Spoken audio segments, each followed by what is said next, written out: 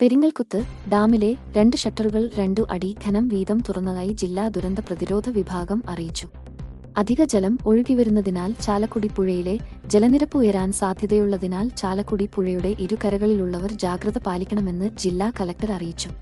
പൊതുജനങ്ങളും കുട്ടികളും പുഴയിൽ ഇറങ്ങുന്നതിനും കുളിക്കുന്നതും ഫോട്ടോയെടുക്കുന്നതിനും നിയന്ത്രണം ഏർപ്പെടുത്തി. ഒറ്റപ്പെട്ട ശക്തമായ മഴയ്ക്ക് സാധ്യതയുള്ളതിനാൽ ജൂലൈ 17 വരെ കോട്ടയം ജില്ലയിൽ കേന്ദ്ര കാലാവസ്ഥ വകുപ്പ് മഞ്ഞ അലേർട്ട് പ്രഖ്യാപിച്ചതായി ജില്ലാ കളക്ടർ വി. വിഘ്നേശ്വരി അറിയിച്ചു. കേരളത്തിൽ അടുത്ത 5 ദിവസം വ്യാപകമായി ഇടി, മിന്നൽ, കാറ്റോട് കൂടിയ മിതമായ ഇടത്തരം മഴയ്ക്കും ഒറ്റപ്പെട്ട സ്ഥലങ്ങളിൽ അതിശക്തമായ മഴയ്ക്കും സാധ്യത. വടക്കൻ കേരള തീരം മുതൽ തെക്കൻ ഗുജറാത്ത് തീരം വരെ ന്യൂനമർദ്ദ പാത്തി സ്ഥിതി ചെയ്യുന്നു. മധ്യ പടിഞ്ഞാറന് ബംഗാൾ ഉൾക്കടലിൽ ഒഡിഷ തീരത്ത് ന്യൂനമർദ്ദം രൂപപ്പെട്ടു. 3 ജില്ലകളിൽ റെഡ് അലേർട്ടും 5 ഓറഞ്ച് അലേർട്ടും 6 ജില്ലകളിൽ യെല്ലോ അലേർട്ടുമാണ്.